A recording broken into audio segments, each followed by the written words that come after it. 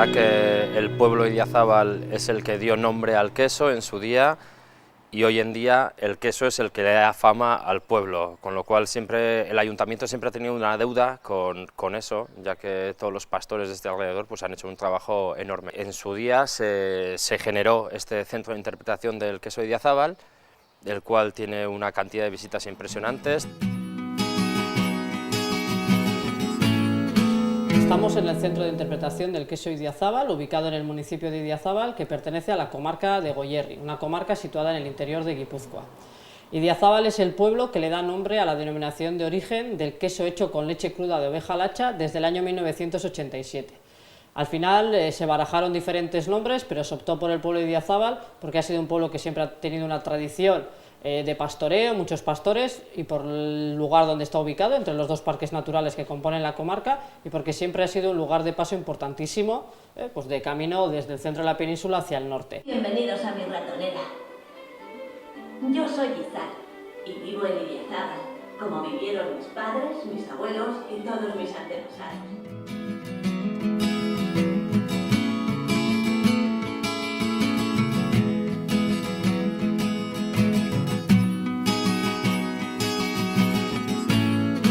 Después de haber conocido un poco más la historia del queso idiazábal con el audiovisual de 12 minutos que acabamos de ver, estamos en la representación de lo que sería una cabaña de pastores en la montaña.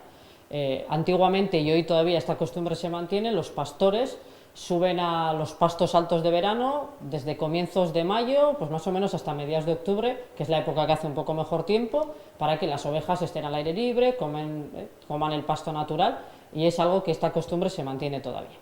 En esta cabaña se representa un poco cómo sería la vida de los pastores en aquel momento y sobre todo el proceso de elaboración del queso en aquellos momentos, que no tiene en principio mucho que ver con lo que se hace hoy en día en las queserías.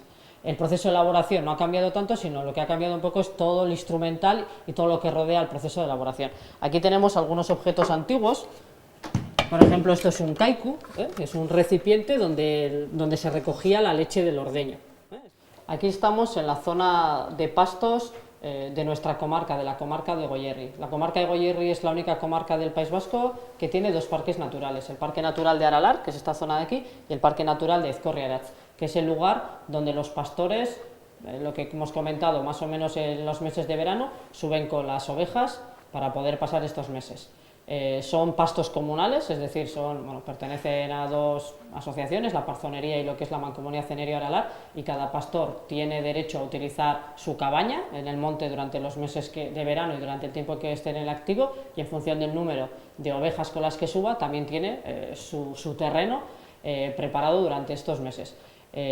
Suele ser una temporada muy bonita, al final están las ovejas en el monte y los primeros meses todavía hay algunos pastores que elaboran algo de queso en el monte y suele ser un queso muy especial porque las ovejas solamente han comido el pasto natural, el pasto de alta montaña. Son unos quesos especiales que se venden como quesos de montaña.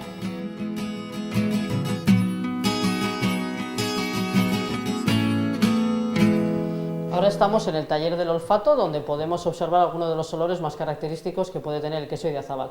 Fundamentalmente el queso ahumado.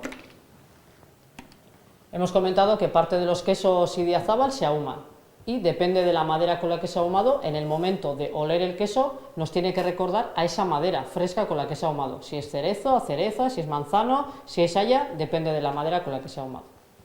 Después de percibir los olores de este queso idiazábal, lo que vamos a hacer es degustar y observar otras de las características que tiene que tener el queso.